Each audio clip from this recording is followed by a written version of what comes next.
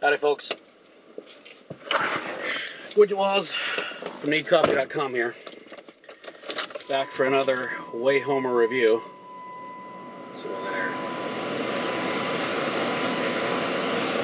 Alright, speak up. It's cooled off a bit today, but it's still a little warm, so we'll have some air. So, here's how this works. I've just left the cinema. This is my car. Welcome to my car. And I'm going to tell you what I thought about the film I saw on the way home. Hence the title. Today we're here to talk about The Expendables. So, let's see. Synopsis. Synopsis of the film is that Sylvester Stallone wanted to get as many action heroes as he could into a single film and then blow stuff up. That's really all a synopsis that you give a damn about. I mean, considering the film. Now, what's funny is, when I was working for Corona's Coming Attractions in the late 19th century, we would always do this April Fool's Day thing where we would put up a bunch of fake movie projects that were supposedly in development. And every now and again, we put a real one in there and let people try to guess. But the one, I wish I'd come up with this, but basically there was one called, if I remember correctly, Boom. And it was basically this movie. It was basically, let's get as many action stars as we can in one film and then just blow stuff up. That's this film. Somebody basically turned Boom into a real movie. Sylvester Stallone, specifically. Now, here's the thing. I don't want anybody to think that I'm one of these critics that doesn't know how to enjoy a film. I have said on multiple occasions that I actually enjoy turning my brain off, going into a film, and spending 2 hours in blissful watching whatever. You know, I enjoyed Armageddon. I enjoyed Starship Troopers. If I could say Starship Troopers, I haven't even been drinking. I can't even talk. Starship Troopers. I like a good, solid, brainless film because, as I'm fond of saying, they don't all have to be Merchant Ivory films. Okay? So just know that going into this. Now, this film is, no pun intended, bulletproof because, and the reason why it's doing so well this weekend is because, basically, we've all seen films with these people in them that we like. We've all seen a good Jet Li film. We've all seen a good Jason Statham film.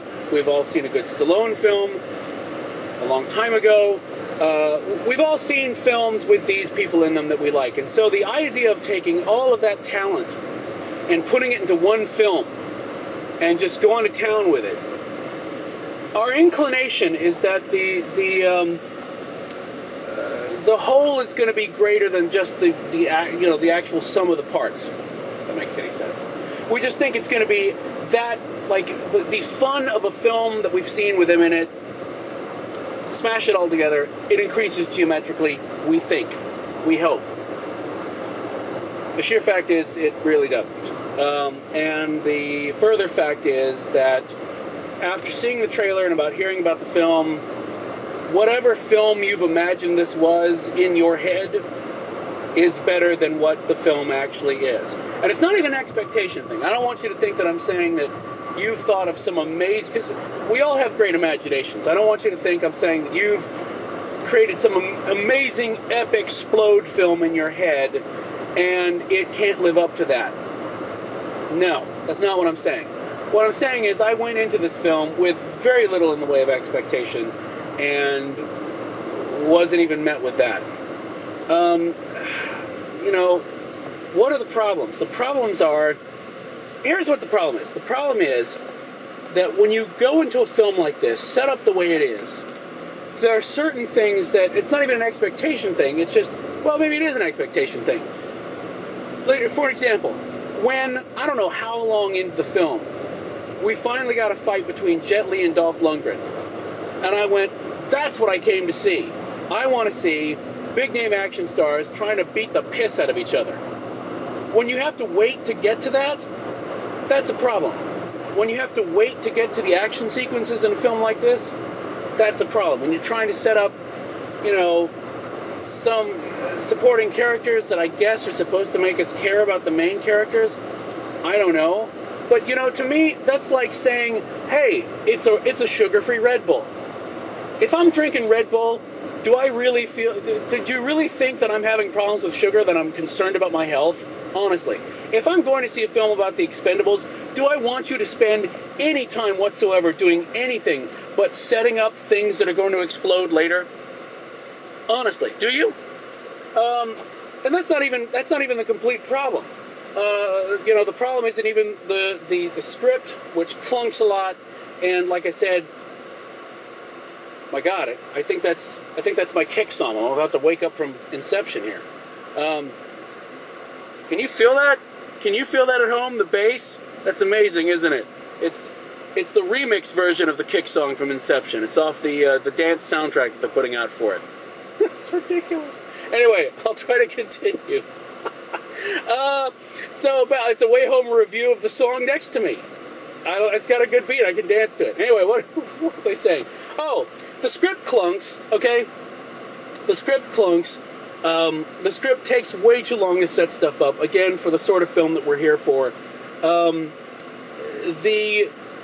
of the CG is terrible. I mean, when one of your villains takes it in the chest and you laugh because the CG shot that they used to create the effect of him taking it in the chest is that laughable. When you're in a film like this, when they want you to laugh and have a good time or whatever else, but you're laughing at the film, not with the film. Does that make sense? Yeah, that's when it's bad. And it's not like it's anybody's fault. I mean, Stallone is good at what he does. His directorial skills, I don't know, apart from, his recent stuff, as I said, has left a lot to be desired. Jason Statham is good. Jet Li is good when they give him something to do. Steve Austin is a very large man. He is a very, very large man. And this actually might be Eric Roberts' finest sneering villain hour. It might be. Because I thought he did a good job and was apparently having a good time. So it's not like... the film would be better as a rental, I think, because then you don't feel like that you just spent $22 on something that really you should have spent about $5. That's basically it. It's just... it doesn't live up to the promise of the film that has that cast in it. And it's kind of hard to get away from that cast because they sold the film based on the fact that they had this cast. So I can be forgiven for having a little bit of expectation that I'm going to have Splode, especially when the trailer is full of Splode and stabby bits and guns going off. So, and don't get me wrong, when that's happening, when you've got the matchups like you want, when you've got people pounding each other's faces in, that's great. But it just takes too long to get there, and, I could have used some more of it. And I could have used, I don't know, a better script. Well, that was disappointing. So that's the Expendables. Cup-wise, it pains me to say this, because you have to understand, I really wanted to like this film. I really wanted to go in and just see asses being kicked left and right, and just leave feeling like, oh yeah, that was great, that was awesome. 2 out of 5. 2 out of 5. I was going for 2.5, but, towards the end, it just got way too cheesy and chummy, and it was just like, ugh. Left a bad taste in my mouth. Even with that cast. Boom would have been a better film. Really. They should have made Boom. So there you have it. There's the Expendables. I wish I could have been the bearer of better news. If you were planning on seeing the Expendables and you had already allotted the money, go see Scott Pilgrim again instead. And if you haven't seen it yet, wait for DVD. You'll thank me. I really can't think. I can't think of anybody who really needs to see this film, even as a matinee on the big screen. No, I can't. So that's that. I'm depressed now. I don't know what I'm going to do. Anyway, so that's that. Listen, I want to say thank you to everybody who Facebooked the Scott Pilgrim review. That is extremely helpful. You don't know how helpful it is. So please keep up the good work. If you like these things, share it on Facebook. Twitter about it, retweet it, stumble it. All the buttons are right there. It's easy to do. We've tried to make it as easy as possible, so we appreciate your support on getting the word out about these things, and we hope they are informative and moderately amusing.